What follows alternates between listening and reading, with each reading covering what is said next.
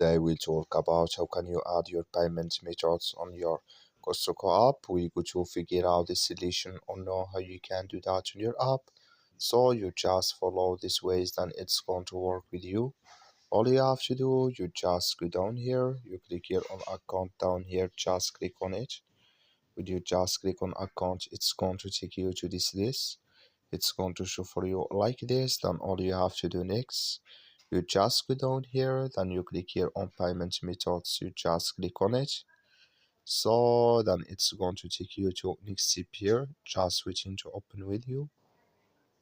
So then like you see, it's going to show for you like this here. Then here you add your card number and expiration date. Then here card holder name, and you click here on add card. Then it's going to add with you.